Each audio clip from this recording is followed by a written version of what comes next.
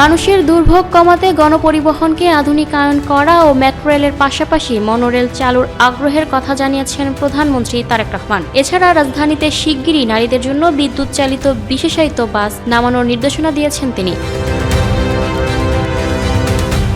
সোমবার ২রা মার্চ সচিবালয়ে প্রধানমন্ত্রীর সঙ্গে বৈঠক শেষে বুয়েট অধ্যাপক ও পরিবহন বিশেষজ্ঞ ডক্টর এম শামসুল হক সাংবাদিকদের সঙ্গে এসব কথা বলেন। সকাল ৯টার কিছুক্ষণ পরে মন্ত্রিপরিষদ বিভাগে আসেন প্রধানমন্ত্রী তারেক রহমান। এরপর থেকেই সিনিয়র মন্ত্রীদের সঙ্গে আলাদা আলাদা বৈঠক সহ একগুচ্ছ কর্মসূচিতে আজও কর্মব্যস্ত সময় পার করছেন প্রধানমন্ত্রী। সকালে বৈঠক করেন সড়ক পরিবহন ও সেতুমন্ত্রী রবিউল আলমের সঙ্গে। এ সময় বৈঠকে ছিলেন বাংলাদেশ প্রকৌশল বিশ্ববিদ্যালয়ের পুরকৌশল বিভাগের অধ্যাপক ডক্টর এম শামসুল হক। বৈঠক শেষে যোগাযোগ বিশেষজ্ঞ এম শামসুল হক জানান, গণপরিবহন আধুনিকায়ন ও মানুষের দুর্ভোগ কমাতে মেট্রো রেলের পাশাপাশি মনোরেল চালু করার ব্যাপারে সার্বিক বিষয় নিয়ে আলোচনা হয়েছে।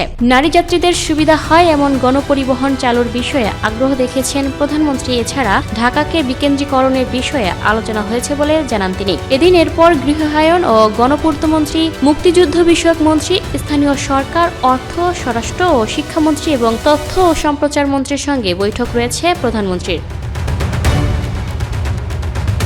Lucky Akter, people voice television, Dhaka.